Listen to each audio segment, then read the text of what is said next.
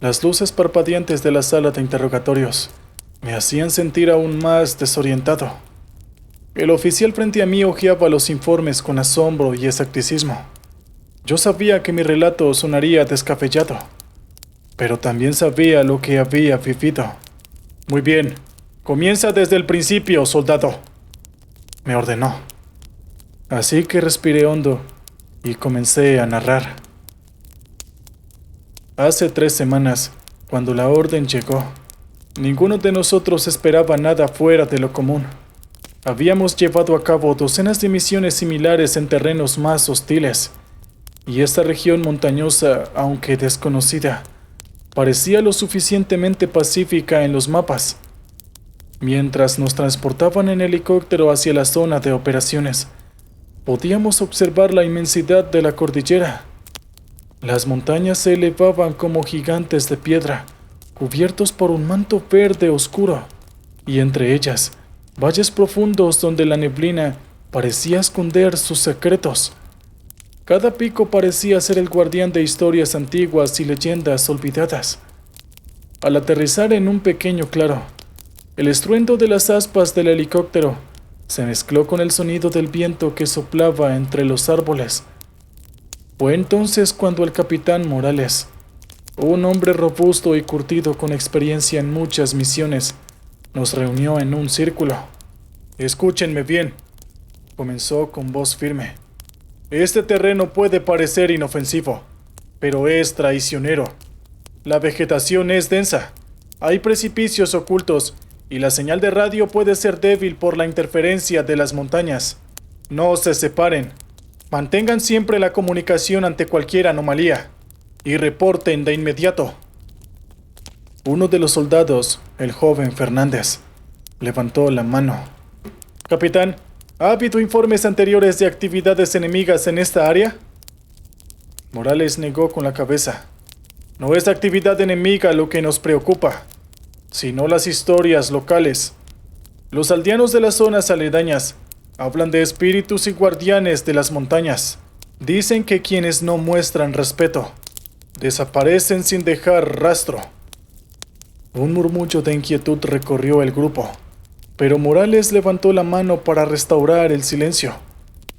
«No estamos aquí para cazar cuentos de viejas, sino para registrar cualquier actividad inusual, ya sea humana o antinatural.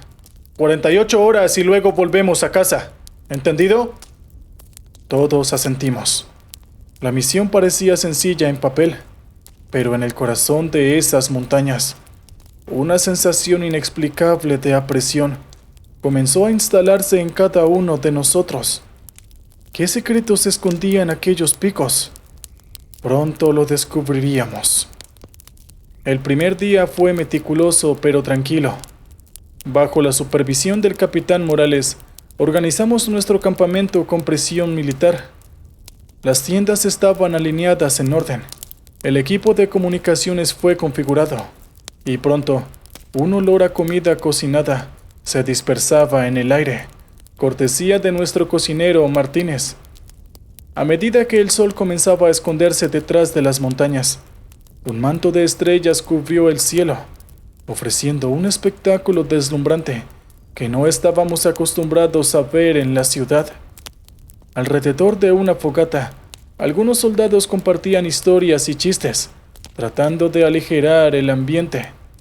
Rodríguez, un hombre alto y de fuerte constitución, estaba a cargo de la primera guardia esa noche. Siempre llevaba consigo un collar con una cruz que le había regalado su abuela, y solía decir que eso lo protegía. Antes de que todos se acomodaran en sus tiendas, lo vi recorriendo el perímetro con su linterna y su rifle al hombro, su silueta apenas iluminada por la tenue luz de la luna. Desde la medianoche, un sueño profundo había sumido al pelotón, pero esa tranquilidad fue bruscamente interrumpida por un grito agudo y desesperado que rompió el silencio de la noche. Salté de mi saco de dormir, agarré mi arma y salí corriendo fuera de la tienda. No era el único. Todos estaban de pie buscando la fuente del grito. «¡Rodríguez!», gritó el sargento Martínez señalando el equipo abandonado cerca de los árboles. Su linterna aún estaba encendida, lanzando un haz de luz parpadeante que revelaba un rastro de pisadas en la tierra húmeda. Las huellas parecían humanas, pero algo estaba fuera de lugar. Eran anormalmente grandes y mostraban marcas que parecían de garras. Lo más inquietante era que solo se veían pisadas que se alejaban del campamento, sin ningún rastro de lucha o resistencia en el lugar donde Rodríguez había estado de guardia.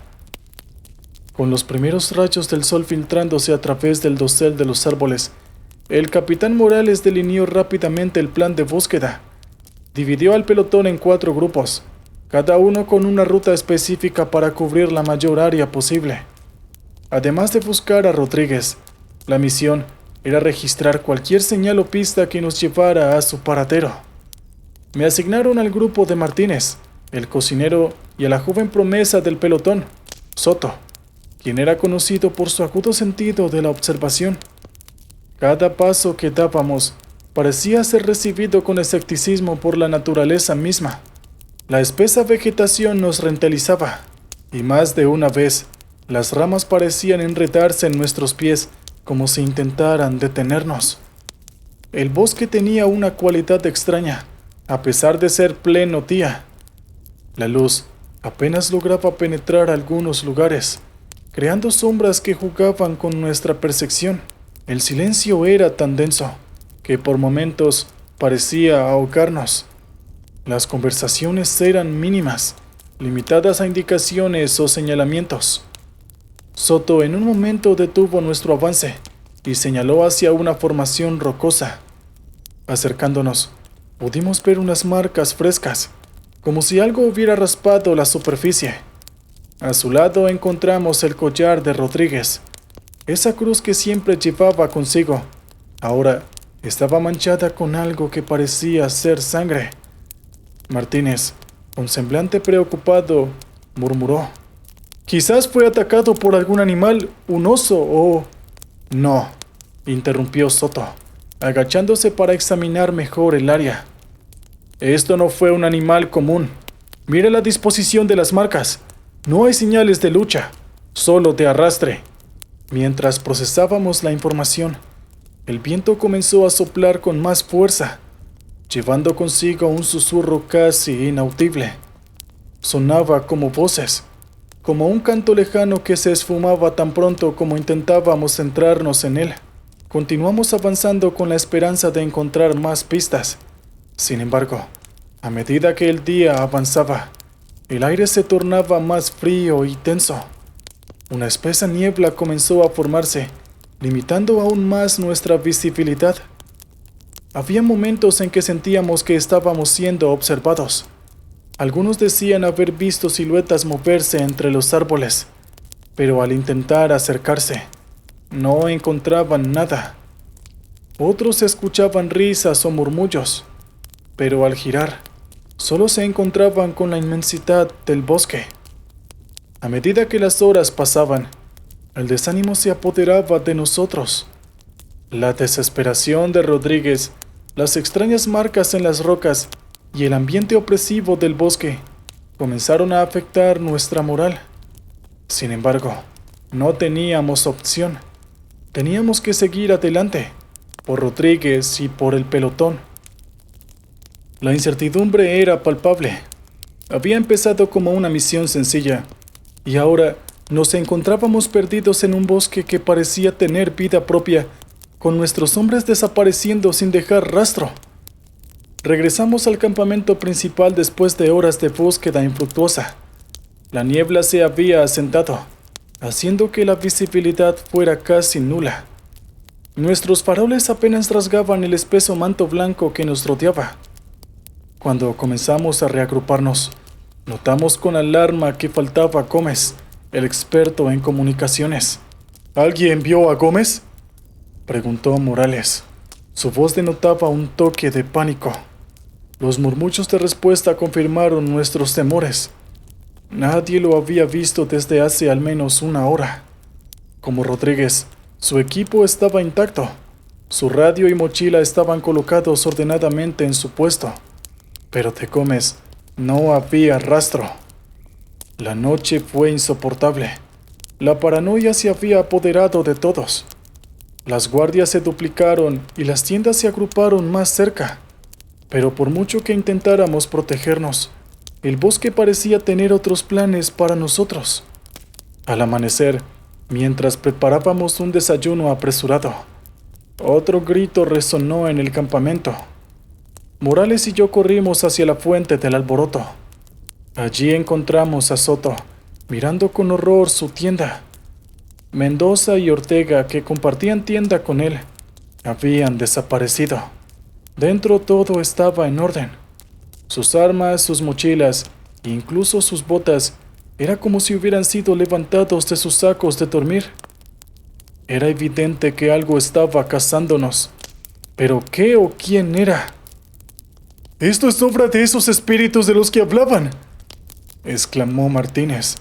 Su rostro ahora estaba pálido por el miedo. Morales, tratando de mantener la calma, intentó organizar otro equipo de búsqueda, pero la moral estaba por los suelos. Algunos soldados murmuraban sobre desertar. Otros hablaban de formar un círculo protector y esperar refuerzos. Pero en el fondo, todos sabíamos una cosa. Si no descubríamos qué estaba detrás de estas desapariciones, ninguno de nosotros saldría de esas montañas con vida. El pánico comenzó a apoderarse del grupo. Las teorías variaban, desde emboscadas enemigas hasta criaturas sobrenaturales. Algunos incluso decían que podría ser un soldado traidor entre nosotros. Sin embargo, en las noches, mientras el frío se intensificaba, a lo lejos se escuchaba un canto melódico y etéreo. Era tan hermoso que resultaba perturbador. En la cuarta noche, el capitán Morales decidió que debíamos evacuar. Pero antes de que pudiéramos hacerlo, él también desapareció. Ahora, sin líder y con el miedo acechando, optamos por quedarnos juntos esperando el amanecer. La noche había caído con una densidad y una oscuridad sin precedentes. El bosque, que antes susurraba, ahora parecía contener la respiración, como esperando un desenlace inevitable. Después de la repentina desaparición de Morales, el sentimiento de desesperación se cernía sobre el pelotón como una nube negra. Habíamos depositado toda nuestra fe y esperanza en él, y ahora su ausencia nos dejaba a la deriva. «No podemos separarnos ahora. Todos debemos quedarnos juntos», afirmó Soto, intentando asumir el papel de líder. Se decidió que formaríamos un círculo con nuestras tiendas y mantendríamos un fuego encendido en el centro. Las guardias se establecieron en parejas, rotando cada 2 horas. Ningún soldado debería quedarse solo en ningún momento. Mientras la noche seguía avanzando, el frío se volvía cada vez más intenso. La fogata centelleaba, arrojando sombras danzantes que se retorcían y movían con una vida propia. A lo lejos, el canto melódico y etéreo se levantaba una vez más, tentándonos e hipnotizándonos. Pero resistimos, usando el sonido de nuestras propias voces para ahogar la llamada. Contábamos historias del pasado, recordábamos tiempos más simples, nuestras familias, los amigos que habíamos dejado atrás. Fue un intento de reconectar con nuestra humanidad y recordar por qué luchábamos para sobrevivir. A medida que las horas pasaban, el cansancio se apoderaba de nosotros. Martínez, con ojos somnolientos, de repente señaló hacia el bosque. «¿Lo ven?», susurró. Siguiendo su mirada, vimos figuras moviéndose entre los árboles. Al principio parecían sombras, pero a medida que se acercaban, se hicieron más distintas. Eran los hombres desaparecidos. Incluido Morales, caminaba lentamente hacia nosotros, sus ojos vacíos y sin expresión. Todos nos pusimos de pie con las armas listas. Los soldados caminaban sin rumbo fijo, como marionetas controladas por hilos invisibles. Cuando llegaron al borde del campamento, se detuvieron. Sus ojos, aunque vacíos, parecían buscar algo o más bien a alguien. Luego, como un coro, comenzaron a entonar el mismo canto etéreo que habíamos escuchado noches anteriores. El peso de la situación era abrumador. Estábamos rodeados por nuestros propios compañeros, pero no podíamos alcanzarlos. No podíamos traerlos de vuelta. El deseo de unirse a ellos, de dejarse llevar por el canto, se hacía cada vez más fuerte. Con las primeras luces del amanecer, las figuras comenzaron a retroceder hacia el bosque, desapareciendo de nuestra vista. Con la moral rota, decidimos seguir el canto que resonaba cada noche, esperando encontrar a nuestros compañeros o al menos alguna explicación. Lo que encontramos fue una antigua construcción de piedra, en cuyo centro se erguía un monumento con inscripciones indescifrables y alrededor del cual danzaban figuras etéreas, las mismas que con su canto nos habían atraído hasta allí. No recuerdo bien lo que sucedió después. Solo sé que desperté en la base. La luz fluorescente de la enfermería me golpeó los ojos al despertar, causándome una punzada aguda de dolor en la sien. Mi boca estaba seca y cada parte de mi cuerpo pesaba como si estuviera anclada al suelo. Al tratar de moverme, un dolor sordo me recordó las marcas que sentía por toda mi piel. Giré la cabeza lentamente y me encontré con varios monitores pitando a mi lado y una intravenosa conectada a mi brazo. Intenté levantar la mano para tocarme la cara, pero estaba entumecida y cubierta de vendajes. Mi mente estaba borrosa. Era como si estuviera sumergida en una espesa neblina. Las últimas imágenes que recordaba eran las del monumento y las figuras etéreas danzando alrededor. Un médico entró en la habitación, seguido de un par de oficiales militares de alto rango. Sus expresiones eran serias, casi sombrías. «Soldado, te encuentras en la base. Has estado inconsciente durante 3 días», comenzó el médico con voz calmada. Parpadeé tratando de procesar la información. Mis compañeros, ¿dónde están?», pregunté casi en un susurro. Hubo un incómodo silencio antes de que uno de los oficiales tomara la palabra. «En este momento se está llevando a cabo una operación de búsqueda. Hasta ahora, no hemos encontrado rastro de ellos. ¿Recuerdas qué sucedió después de acercarte al monumento?». Hice un esfuerzo por recordar, pero todo era un torbellino de imágenes y sonidos incoherentes. No estoy seguro. Solo recuerdo el canto, el frío y luego oscuridad, confesé. El oficial asintió lentamente. «Hemos enviado equipos de reconocimiento al área donde fueron vistos por última vez. Todo lo que encontramos fue su equipo, y tú, inconsciente y con múltiples heridas».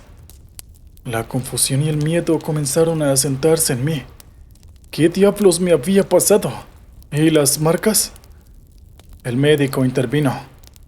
«Las heridas en tu cuerpo son consistentes con rasguños y mordeduras, pero no reconocemos la fuente. Estás recibiendo tratamiento y afortunadamente parece que te recuperarás completamente, pero necesitamos que intentes recordar cualquier detalle, por pequeño que sea».